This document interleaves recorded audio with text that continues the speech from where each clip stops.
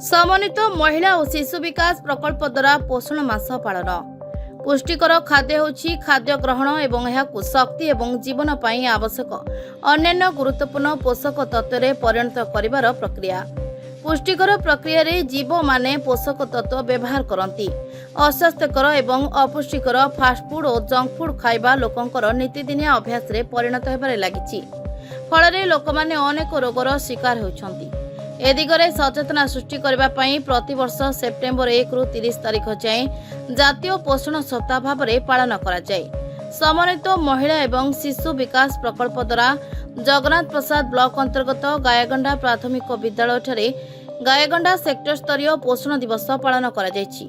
एही सभारे रक्तहीनता विषय सचेतन हेबा, शिशुर निरीक्षण करबा सह आद्य शैशव एवं प्राक विद्यालय शिक्षा पई जत्नवान हेबा सह दैनंदिन जीवन रे विविधता आनिबा उपरे आलोचना करा जायतिला एवं नूतन भावे जन्म देबाकु जाउथबा गर्भवती महिला मानकु सम्मानित करा जायतिला।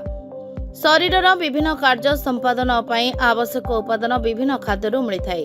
तेणु निज खाइबा थाली रे शस्य जातीय खाद्य, श्वेतसार युक्त परिबा, दुग्ध जातीय खाद्य, डाली जातीय खाद्य, साग और सबुज पनीपरिबा एवं विभिन्न फल खाइबा उपरे समस्तंकु बुझा जायतिला।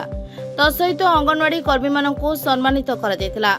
एही सभा ग्रामीण बैंक मैनेजर सुजित कुमार सिंह भगवान को पाखरे प्रदीप जलाई आवाहन करथिले और अंगनवाड़ी कर्मी श्रीमती अरुणिमा महापात्रଙ୍କ सुमधुर कंठरू एक भजन द्वारा आरंभ होइतिला। एही सभारे सुपरवाइजर संतोषिनी सेठी, उत्कल ग्रामीण बैंक मैनेजर सुजित कुमार सिंह, सरस्वती शिशु विद्या मंदिर प्रधान गुरुजी प्रकाश नायक, गायगंडा प्राथमिक विद्यालय प्रधान शिक्षक एवं ग्राम विकास विद्या विहार शिक्षक शिक्षयित्री योगदान करथिले। गंजाम जगन्नाथ प्रसाद रु सुनील कुमार गौड़क रिपोर्ट, नाउ ओडिशा।